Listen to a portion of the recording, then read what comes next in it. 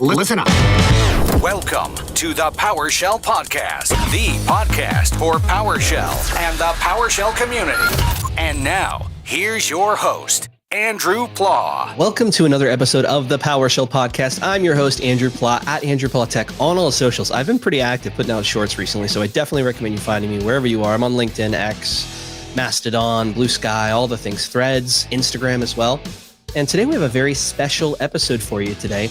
Fresh off of a fantastic PowerShell Wednesday presentation, we are joined by Joshua Deering, also known as Fortress Online in some places. Joshua, welcome to the podcast. Appreciate it, Andrew. Good to be here. Thanks for inviting me. I've been, I've been listening for a long time and kind of surprised to be here myself. It's, that's how it goes. Just one step at a time, and you are always interested. And I find myself in the same place. I'm like, what the heck am I doing here? But cool things happen when you put yourself out there, and you just put yourself out there presenting at PowerShell Wednesday. How was that, and what did you talk about? I was frightened. I was terrified. You asked me, and every fiber of my being says, no, don't do this. But I said yes, and so then I was committed to it. So I've been trying to say yes to some opportunities lately, and once again, thanks for asking me to do it. It was a good kick to do that. But we discussed using GitHub Pages. So again, I did a very, very low level walkthrough to starting your own GitHub or your own website using GitHub Pages. So we touched on Jekyll, and then we touched on a PowerShell script to sync between Obsidian and your Jekyll site. And I think it went pretty well. It seemed like a lot of people liked it, and it was a lot of fun. It was really good. And I got to apologize because I convinced you to do it. I knew you were working on some cool stuff and I have a lot to offer. So I mentioned, hey, you want to speak? And I told you, hey, it's not recorded. Fast forward to now, we actually do record them. So I appreciate you for sticking that out. And you did a fantastic job, to be honest. Like, this isn't just, oh, I love when people talk. You came prepared. You did all the work that you needed to ensure success, and it was successful. So kudos on that, man. I appreciate it. I wanted to circle back to what you said earlier, which was saying yes to opportunities, because that's a hard thing, right? Like, yes. We all want to grow, but there's a certain time when I guess things align, or we're ready. We have the energy. We have enough confidence to kind of take the leap. What was it for you that kind of made you feel comfortable taking the leap? I've kind of been around in the community for some time, and kind of helped just a little here and there, and kind of just need to do more sometimes.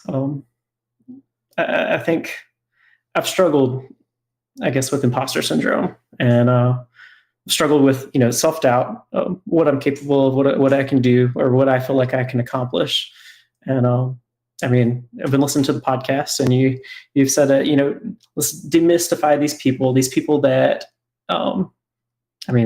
they're the greats, and they make mistakes. It's okay to make mistakes. So if you put yourself out there, you might make mistakes, but you learn from it, you grow from it. And so you've been very encouraging in that, and everybody else in the PDQ Discord has been very encouraging. So building up confidence there helped a lot.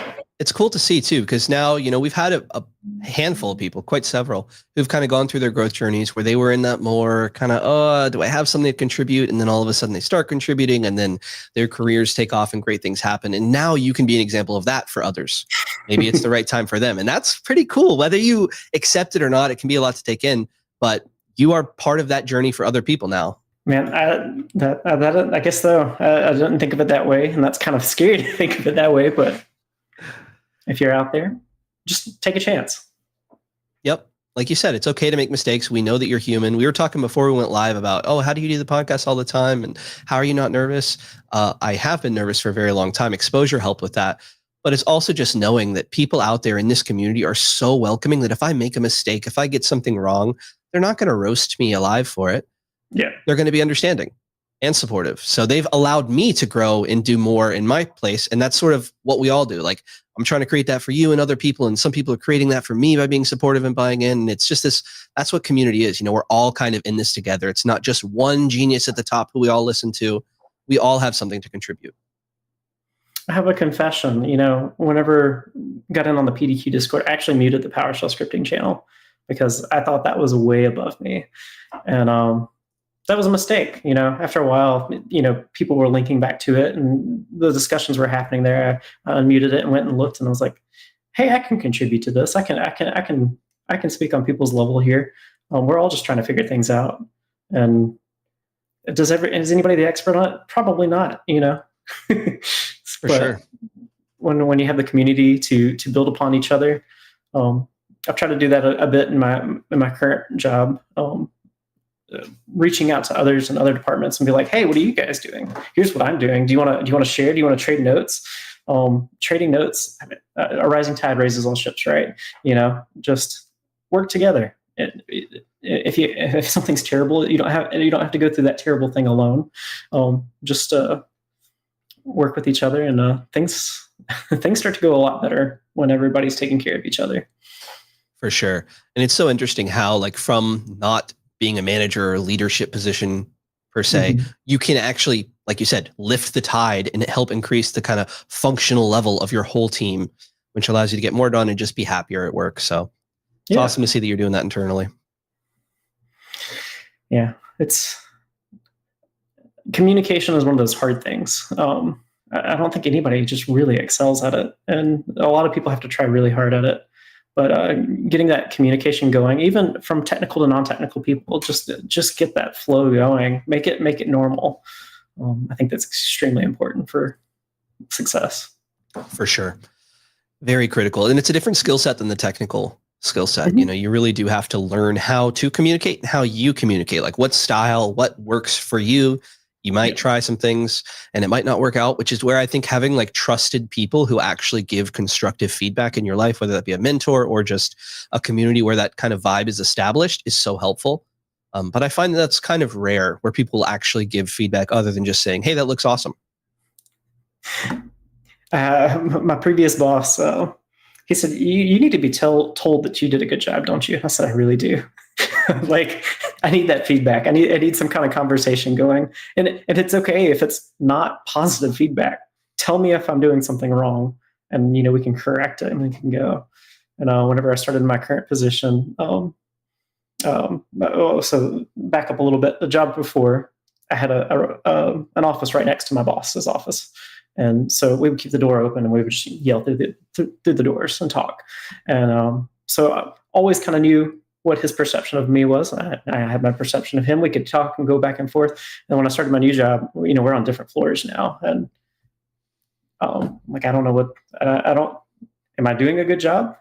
And so we actually established, a once a month meeting to just touch base. How's it going? Anything we need to discuss? And that has been extremely beneficial for me. So sometimes it's work related, sometimes it's not work related. It's just what's going on in life. And, even in a professional thing, your at-home life and how things are going there do affect how you are at work. And so I think keeping good tabs on people and making sure everything's all right is critical. You can't do your best work if you're not at your best. And the real life element of things really does come into play there. And when we're trying to get done stuff at work, like actually investing in the relationships that you have at work is worthwhile. If you have a 30-minute meeting once a month, I have a bunch of those with people now. And your goal is to maybe it's just a chat to just make sure both people are doing okay. Maybe there's some collaboration opportunities. Maybe it's having a sounding board for ideas that you think are good. And you can create that trusted relationship where you can actually get that constructive feedback. But you have to be deliberate about it because there aren't many accidental ways that you just fall into that. Yeah. I want to circle back though, because we know a little bit about you. We catch the vibes. We're digging the Joshua Deering experience. But let's start at the beginning. How did you first get introduced to PowerShell and what pulled you into the world of automation and scripting? Introduction to PowerShell. So my first IT job was at a managed service provider, an MSP. And I'd actually say we probably had more clients that were on the break-fix side of things than actually managed services. But that's kind of served the area there. And batch scripting was kind of what was the more popular thing at the time. And this was not that many years ago, but most of the things that people had automated were batch scripting. And so, open these batch scripts and I was like, wow, this is a lot going on. But then it doesn't fit every use case. And so some of it, you start to see some of the more experienced techs were writing PowerShell to accomplish some of these things. And I was like, oh, this is really interesting. But I guess when I really got more into it was going to be, it was my next job for the university. And I will say actually PDQ was probably one of my biggest resources early on. Came across some scripts that you guys had put out and started diving in that way because it was extremely relevant to the job I was doing, and kind of went from there. Were you a customer at that role, or you just stumbled upon us randomly? So yes, but I did. We were a customer, but I did not know it. So silo. Yeah. I was looking around. It was a help desk focused role. And I was like needing to get things done, wanting to grab some inventory, trying to, I was using PowerShell to pull some information, but I was kind of struggling there because, I didn't have anybody in my direct team that was extremely familiar with PowerShell. No one was writing it. And I was trying to fumble through it and learning on your own. Some people are extremely proficient at it. I need a little more help. I can do a lot, but when you don't have a concept of what's going on, it's a little bit difficult. But then I was like, I kind of want this PDQ inventory and deploy. Can we get that? Is this a thing? And we already have it. So what do you mean we already have it? It's like, yeah, we have a one license. I use it like 3 times a year for this workflow. Can I take over that? Can I be the administrator for this? I'll do those 2 to 3 things a year. I'll take over. And then the PowerShell scanners, just pulling in so much information that was useful. That was when I started to see the dividends there. And where did the podcast fit into that? When did you hear about the pod? Podcast. It was, I guess the earliest I started watching was when you and Jordan were giving it. So how long ago? A year or 2? I don't know exactly how long. It's more than that, probably a couple of years ago. So it probably would have been a couple of years. I can't remember what exact episode I started on because I've also gone back and listened to some early episodes. But probably, 2 or 3 years ago. So PDQ resources first, the website and the articles, the KBs that you'll put out, but then stumbled onto the podcast. Yeah. I have too short of a commute to podcast all the time. So I feel that. I think it's best like in a car or when you're traveling or something. It's just so easy to listen to a convo. I think it takes me like four individual listening periods before I can get through one PowerShell podcast. So we got like 15-minute segments here and there. What speed do you listen at? Just 1x. That's fine. 1x. Wow. You talk a little fast to go much faster than that sometimes. Good. Sometimes I'm slow though. It depends on like where I am in the day. If I've had a ton of meetings, I'm usually like the battery's a little bit more drained. Yeah. Or sleep the night before as well. Yeah. 2 p.m. after you've had lunch. And I'm fired up today. I've had plenty of caffeine, and honestly, I'm just excited by not only what you showed. I love Jekyll. I love static site generation. I love the free tools that we have available to us, but also to see somebody embrace an opportunity in the way that you have gets you fired up. Yeah. I feel pretty good. You mentioned a lot of the PDQ resources, and I got to give them a shout out. I do this for PDQ, and they basically allow me to just create content that helps people. And they understand the value in that. So I got to give a shout out to them for that. I also, before I worked here, I was a customer and I came up on a lot of the PowerShell content that they were doing before I ever even joined. So love to hear that from you. So you joined the Discord and you were a little bit intimidating by the PowerShell scripting channel. Yeah. So did you join the Discord after the podcast? It's probably around the same time because I was just trying to get more into things. I think I joined the Discord on like the day that y'all made it public, or I can't remember. Right. I guess it's been a couple of years now. Yeah, but I don't even know time anymore. It's been a while. Yeah, caught one of the webinars. I was like, this sounds fun. So I gotta do more messages on there. Gotta get higher up on that leaderboard. Are you in the top 10? I am. Oh, excuse me for not knowing. And when did you and I meet? How did we introduce each other? You don't know either? I think. Was it a LinkedIn message? Well, I don't know. I think it was through Discord. And then I think you were like, does anybody want to play games? You want to play Rocket League? Yep, we played with you and Rock. Yeah, one of the more, I guess, personal meeting times. Yeah, we haven't met in person yet, so I've been skimping on conferences. It's tough to make those, but I'm glad that we have other ways to connect. Yeah, like through Discord and things like that. And I think early on there was at some point, I think you reached out to me, and kudos to anyone who reaches out. I know it can feel scary at times to reach out to somebody who you've never talked to before, but you reached out, and almost everyone who reaches out, I tend to become friends with. So shout out to, there've been a lot of them come through over the years who've kind of befriended and had their own little growth journeys. And it's, you're on yours as we speak, which is really cool. So it's just a kind of a nod to put yourself out there. Whenever you do things in any sort of way that's not just in your brain, you kind of are like casting a net of opportunity where good things can happen. Maybe they won't, but you'll be growing as a person by kind of taking that risk and seeing it's okay. And there's also the possibility that really cool things can come from it as well. I mean, in a non-professional manner, I've got to witness, a type A personality. We were sitting in line for a Mexican restaurant. It took like 20 minutes for us to get a seat. And one of our friends, she puts herself out there, and she was like, hey, thanks for grabbing a table.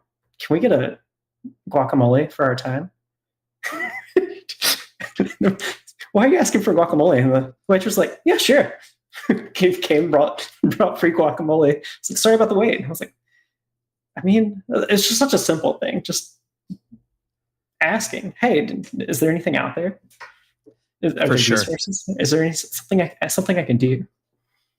Systems in the professional world and so many things only work if you vouch for yourself, and for me, it's hard because I'm not like that bold in my real life, but I have to remind myself often that everyone's perspective, not just mine, is valid, and everyone deserves to be heard.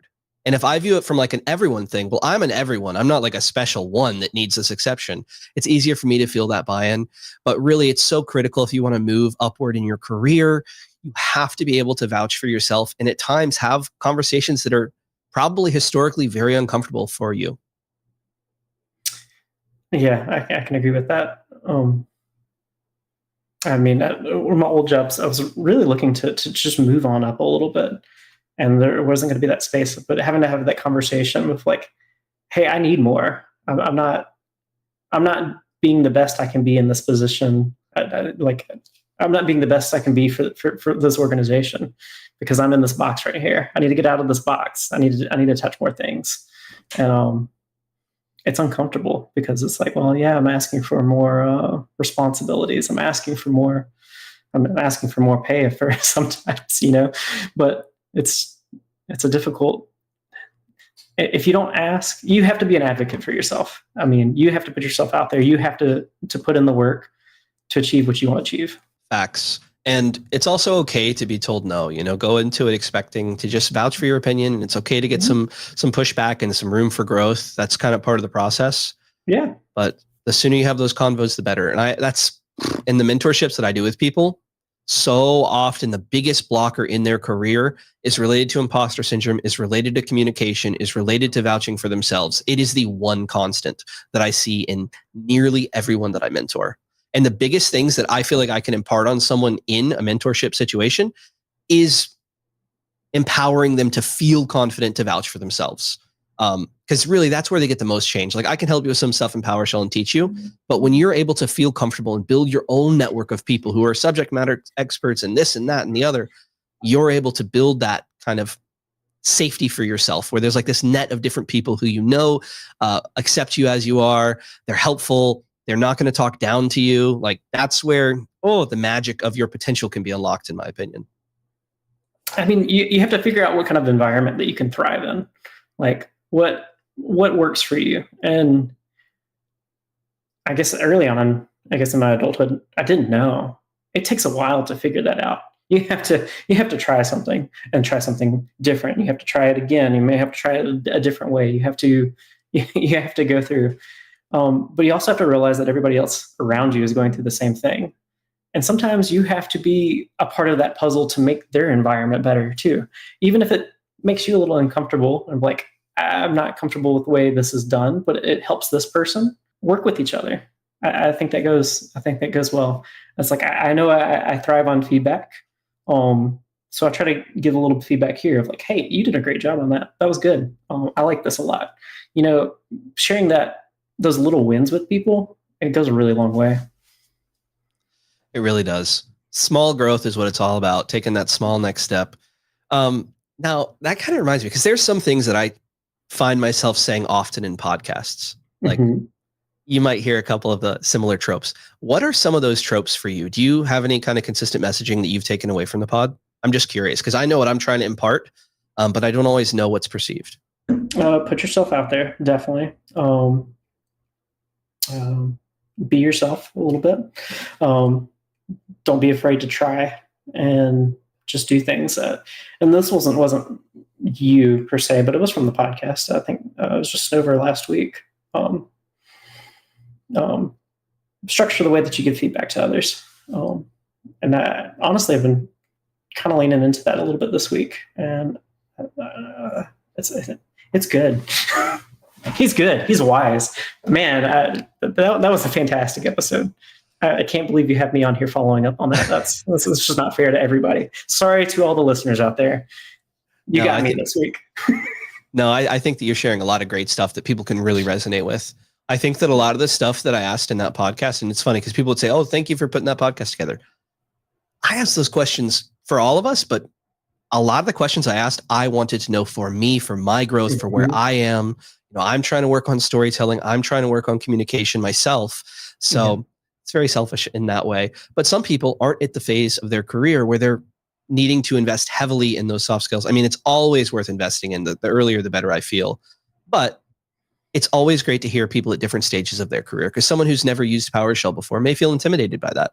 And you've kind of talked about your very early stages, which weren't too long ago.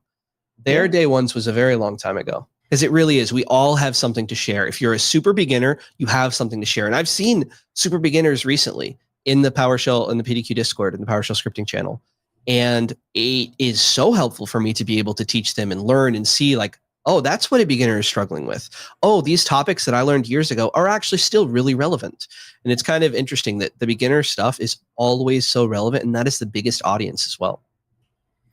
Yeah, I mean, and I think that's just PowerShell contains building blocks. Those foundational building blocks have not changed. Well, they changed a little bit, but they really have not changed. Your common, I mean, even from beginner to experience, knowing how to use GitHub, knowing how to use GitMember, knowing how to pipe things, like all of those things are still there, and they just build on each other. So that seeing a beginner, we have, there's a couple in the Discord right now that are struggling through things, and I love that they're just talking about it, because it's great. And seeing other people even weigh in on those concepts, and it's like, well, hey, I didn't even think of it that way. Like it's been really interesting. So yeah. And what do you think when you see those beginners apologize for asking questions? I understand it. They don't want to be a bother. But the people are responding back to them. So you got to get over that. If you were really bothering them, they would not respond to you. If you're bothering people, they're just going to ignore you. For sure. But they're not. There's a whole community there that is just helping. It's foundational. And just accept it. Accepting help is oddly kind of difficult. It's because you're critical of yourself, and you try to take up as little space as possible. But people are asking you, "Hey, no, it's okay. Take up some space, and let us know what's going on." For sure. Realize that earlier in your career, and good things will happen. Yep. And I think don't apologize as well, because it gets in the way of the messaging, and it kind of clogs things up with things that aren't relevant. It's very hard not to be honest. I'm in the same boat. If I'm going to a new community asking questions for the first time, I don't know anybody. I don't know what their vibe is. I don't know if they're accepting of it. It can feel very scary. But I'll say, at least in any community that I'm a part of, if I'm okay, it's my responsibility to reach out if someone says something off, or like if they need some guidance or correction. There's a certain amount of like self-awareness that you need to go into it and be aware that you're, asking people for help, but also you don't want to get in the way of your own growth. So it's just that same growth journey that we're all kind of struggling with in different ways, that I'm still struggling with in many ways, and having some wins and having some losses still that I'm working on. There'll be a win one day, but like sometimes growth is nonlinear, I've found. So just keep exposing yourself and you might have a big jump. Yeah. I guess one of the early, something to tell someone early in their career is, it's going to sound counterintuitive, but try not to set goals. And that's going to sound really weird. But if you set goals, you think I have to achieve this goal or else it is a failure. You define that goal too small, or it is a concept you're trying to get that. I saw Stephen Judd ran a marathon the other day, so a marathon's maybe not a good one. But if I set a goal to run a marathon, anything less than a marathon is failure, and it shouldn't be that way. Maybe I ran a mile, maybe I ran a 5K. I don't. Looking at me, I don't run either of those. But just because I didn't run a marathon, that doesn't mean those other small things are not a win. That's not. You have to focus on those small wins. And if you define a goal and life really is just not going to make it happen, you're always going to feel like a failure for that goal. So try not to set. I guess try not to set big goals. Set small goals for yourself and see where it takes you. If you don't map out your life too much. Be open to different paths along the way. Know kind of where you want to go, but keep it open. For sure. And you'd be surprised, things can go a different direction. I like to think of it like my goal is more of a direction that I want to head. So like for me, I've always wanted to do more helpful public-y stuff and kind of share my story and try and help out me in the past. Who knows what that would actually look like? It might have just been writing blogs for me, but you put yourself out there and one thing leads to another and you never know what you're going to be doing. They can be fulfilling as well. And life always has some curveballs to throw at you along the way. Oh, yes. I find myself, so general outlook I try to do is just be a little bit better than I was yesterday. Be a little bit better than I was yesterday. Be a little bit better than I was yesterday, and keep on that. Sometimes life, even then, takes you down a little peg, and I call them my maintenance times. Give myself space to just take a break. Maybe I couldn't be better than I was yesterday, but give some space for myself. Just don't stay in that rut. Yeah. So. Yeah. Sometimes life hits you with some really rough spots. And when you can have that hindsight of knowing that those rough moments, maybe the presentation you give fails or whatever the case may be, you have an outage at work. Oftentimes those rough times are such a big part of the journey and such memorable in some ways. Like you look back on it with almost fondness to a certain extent because you went through it, you grew from it, and you gain a sort of confidence that you can take with you. Yeah. That's fun stuff, man. I love this stuff, in case you can't tell. I love talking about this. So whenever you got into PowerShell, is there a moment that stands out where someone like helped you or a lesson you learned thanks to the community? Oh, I think there was a webcast y'all did one time, and I was in the chat, and Jordan was talking about, so we were talking about, I guess, the application library or the deploys library. And I was like, how would you, I think they were discussing how would we go about making your own type application pool. And I think we were just riffing off the idea of like, how would you build this? And it was kind of fun because I guess separate from the team that actually manages those packages there. But hearing someone walk through the process of, okay, well, they don't know the answer, but step 1 is this, step 2 is this. Oh, wait, we forgot something. Step 1.5 is this now. Realizing that even someone that knows a good bit about what's going on, they have to go through the same exact steps of just blocking it out. And, I took some programming courses when I was in college, but I did not graduate with a engineering degree. I did not graduate with a technical degree. I graduated with a philosophy degree. And this is going to sound so silly, but I just kind of forgot that writing down pseudocode is just the best way to start. You don't have, you have an objective that you're working for. Just walk through it. I mean, it doesn't have to be pretty right off. Build off of that. Figure out what you're going through. Break things down into pieces. And I think it's because PowerShell lets you play with the objects while you're doing it. So you can kind of start doing that while you're in the terminal and going through and like, okay, what kind of information can I get from that I would forget to go back and actually write down, hey, I need to do this. I need to do this. I need to do this. So taking a step back and I guess quit being in awe of what all PowerShell can see, and then actually like, no, I need it to actually do this for me. I think that was probably a good moment. Awesome. You've had quite the journey. It sounds like you've been into PowerShell in the community for like 2 to 3 years. Is that fair? Yeah, that sounds about right. Maybe going on 4 a little bit, but I would say I touched it on an as-needed basis then. So you gave a talk today at PowerShell Wednesday about your blog, or about how to create a blog. Yes. I want to know about your blog. When did you start that? And you also have a very amazing blog post on your blog that covers a lot of the stuff you talked about at PowerShell Wednesday. But when did you start that blog? This week. Last week. When Andrew says, "Hey, do you want to talk about starting a blog with GitHub Pages?" I was like, well, and it's not to say that that's what forced me to do it. That was the very encouraging part, that I should probably do this. I did start thinking, I think I told you like at the beginning of this year, I was like, "Hey, I'm thinking about starting a blog." And you're like, "Yeah, that's awesome." And I even bought a domain name at the end of last year, and I was like, this is what I envision it to be. Envision it to be, and then I just didn't do it. I got busy with other things. I procrastinated. I made excuses.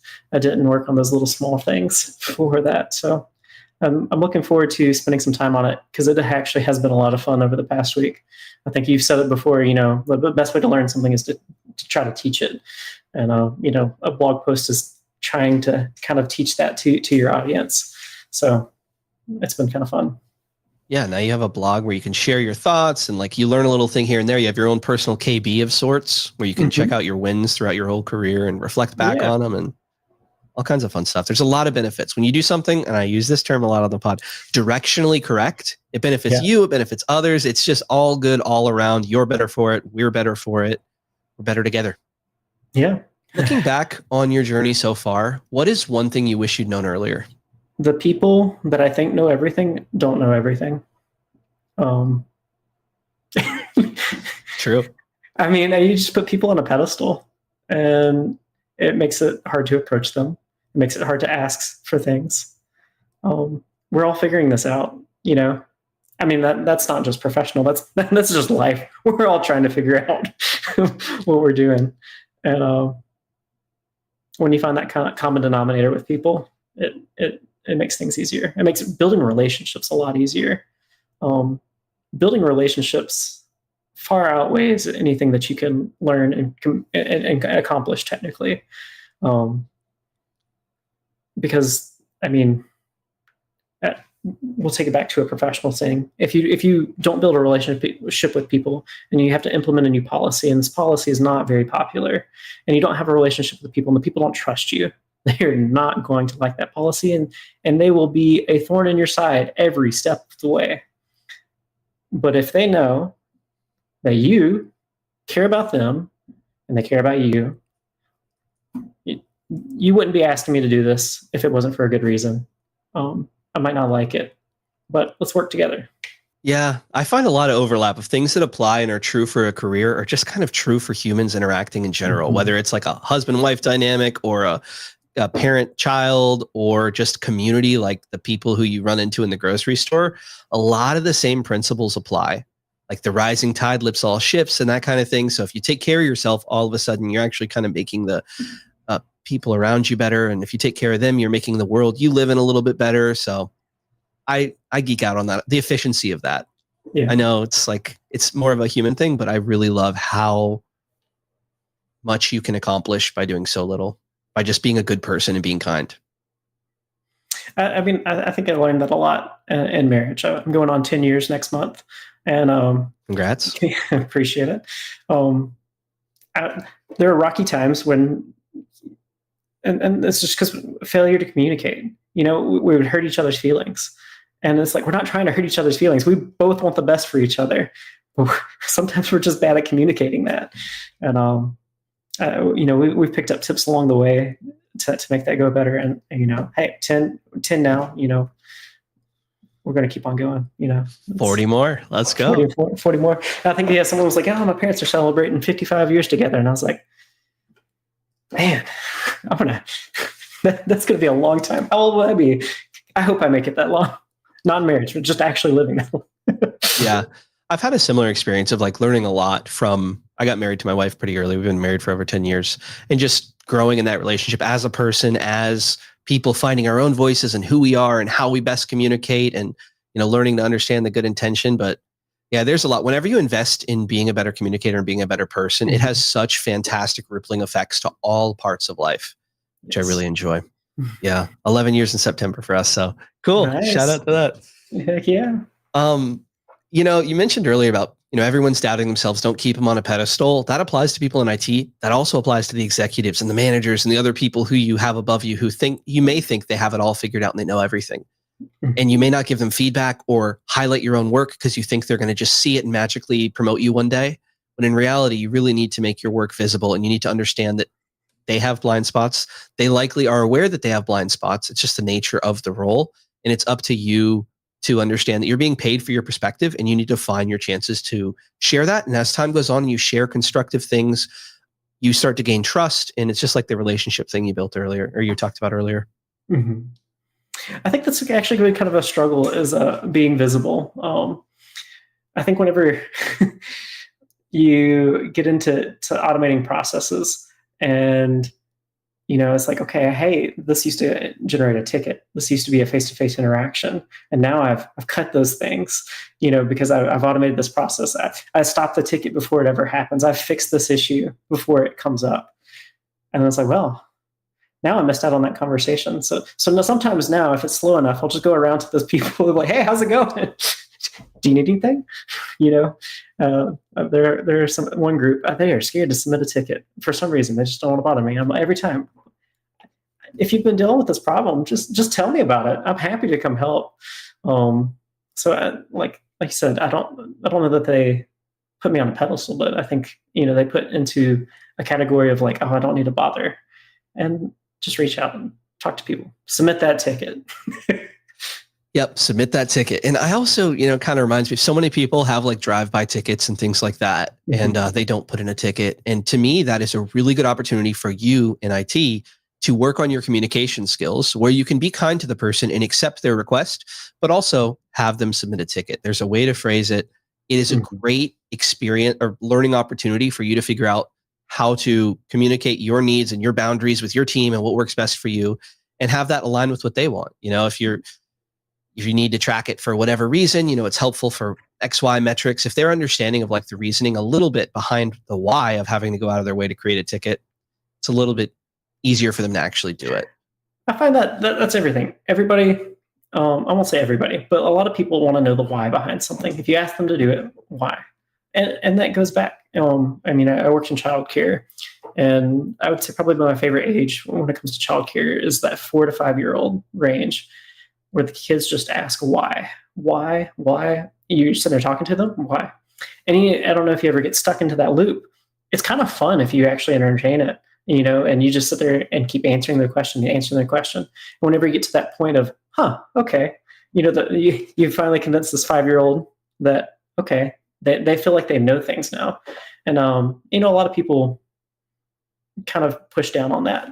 And, but at our heart, we're all just sitting there going, hey, why is it done this way? Why is it done this way? I find myself, I do the same thing. Someone made this decision. Why did they make that decision? If I know why, okay, even if I disagree with it, I can understand your line of thought now. I understand. So. Yeah. No, I learned a similar lesson from raising my son.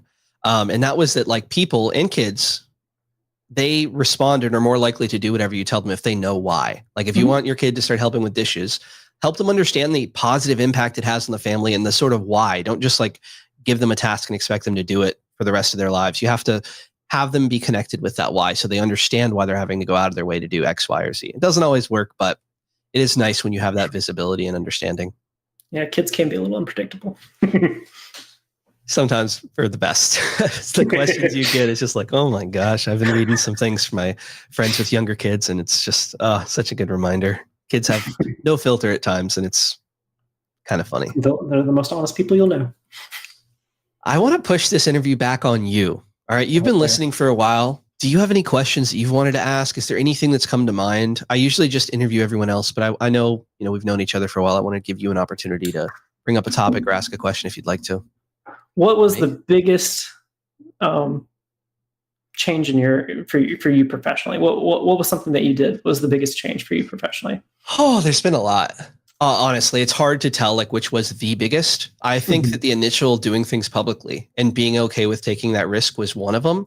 Another one was doing public stuff for a little bit and realizing that like I kind of felt overexposed. I needed to kind of take care of myself and grow as a person and get into therapy a little bit and just kind of be more solid in who I was before doing it again. That was a huge one. And a lot of the stuff I learned there is a lot of the reason why I can drive change in an org now. It's because like I was able to develop soft skills and understanding and a little bit more confidence, not like super bold confidence, but enough to know that my voice mattered. That was probably the biggest. And also just, putting myself out there for a long enough time consistently to know that like it really is okay. Like the stuff that I say on the pod, actually living it myself. And there have been times where I like talk about all this stuff on the pod and I look at myself, I'm like, not really doing all that. So yeah, just kind of, putting things together. This year's been a really big growth year. A lot of the things I've been wanting to do for years, but haven't been able to for whatever reason. It could be me, it could be otherwise. I try not to put a lot of pressure on myself to be who I want to be in the future today. I'm okay with directionally, this is where I want to go. When things line up, I'll do it. Like you bought the domain name. Well, I've wanted to do short form videos for a while and maybe dabbled here and there, but never quite figured it out. Eventually chipped at that tree enough to kind of knock it down. And I feel very comfortable with that. But I mean, I don't know what I guess to answer your question, I gave you like 4 answers. Choose whatever applies to you in your journey and run with it. Okay. Great question.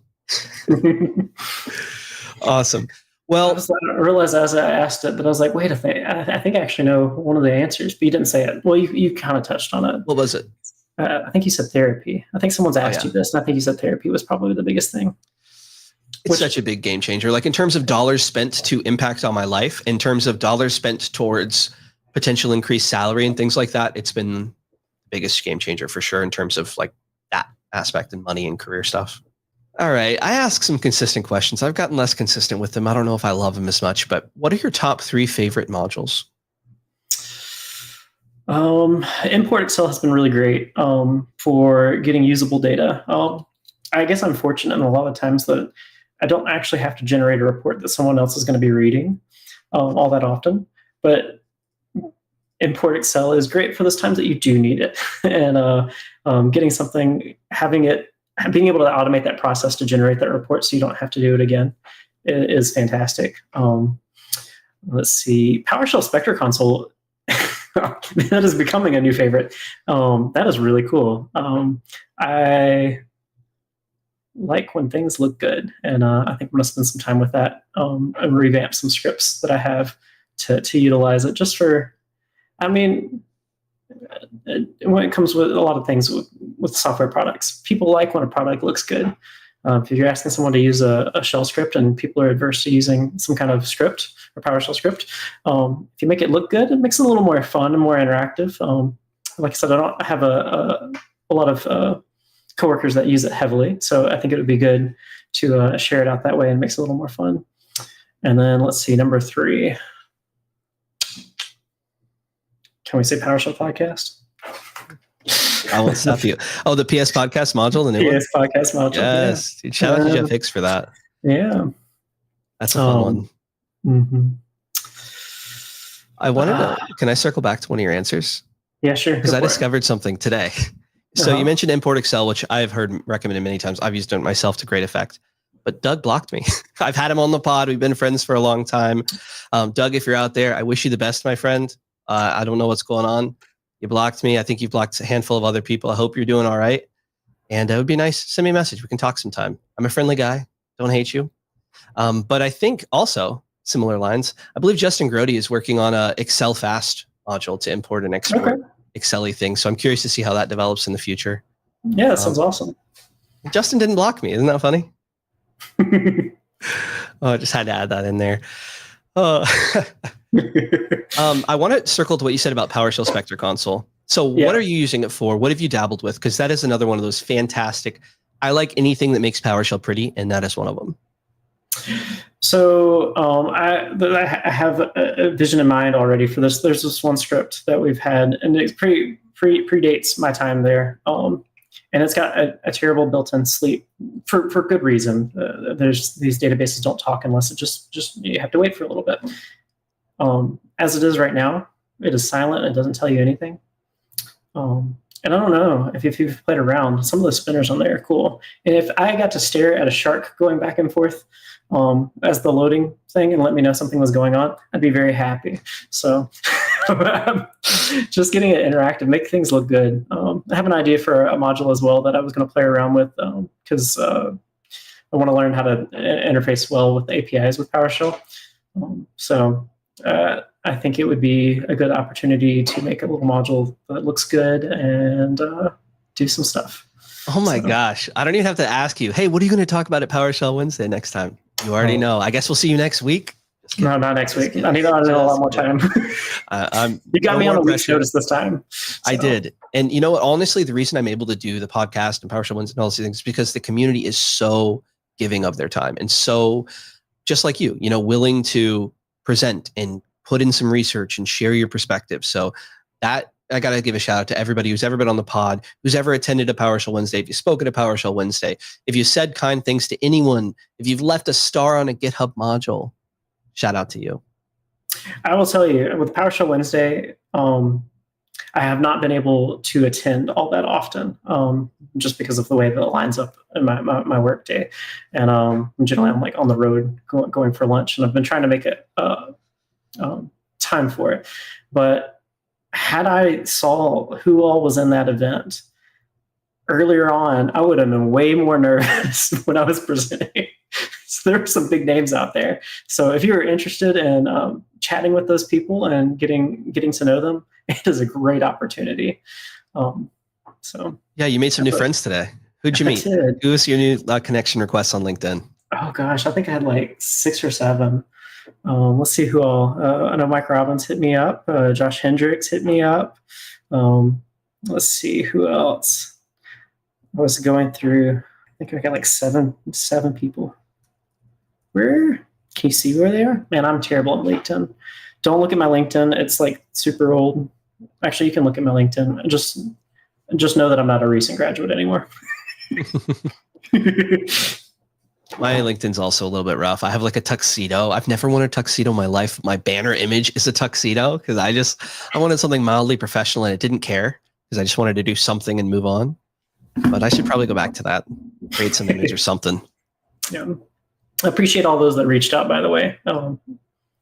I think that makes it, when you put yourself out there, and then, like I said, I thrive with feedback. Whenever you get good feedback, it makes it easier to take that next step. So thank you to the community for the feedback that you've given. So, yeah, I try, people ask for feedback and I try to give honest feedback all the time so that whenever I give you a compliment, it's an honest compliment. It's not just like fluff. I think that's always an important thing to have, that someone's not just saying something for the sake, but there's value in that too. If you're encouraging people to get out there and do things. Yeah. But I gave you some good compliments and those are honest, man. You did a really good job. Hey, you reach out for feedback too. And I hope the feedback I give you is helpful. So it always is. And I appreciate that, we have enough trust where we can give each other honest feedback, kind, but still honest. Mm-hmm. And I think it's cool to know that whenever you give someone feedback, you don't need to expect them to implement it. And when someone gives you feedback, you don't necessarily have to implement it. It's okay if it's too much for you, or if it's not the right time, or if maybe you don't agree and you want to do things a different way, that's okay. So it makes it easier for me to share feedback if I know that the person isn't going to just blindly do everything I say. They'll take it into consideration because what they see is what they should be sharing ultimately. Yep. Yeah. Don't dwell on, give thought to feedback, but don't dwell on it too much. It's very easy to overthink things. So I think Snover talked on that last week, and that was a good perspective. Yep. You mentioned PowerShell Spectre Console. I should do a video on that at some point here pretty soon. I'm kind of on a run with like showing off pretty things. I just did a little short video and a full PowerShell Pro tips on WinUI Shell, which is like a WinUI 3 GUI creator by MDGRS, and PowerShell Spectre Console. Name? How do you say it? Is it Mudgers? Letter by letter. No, you say MDGRS. You could say that.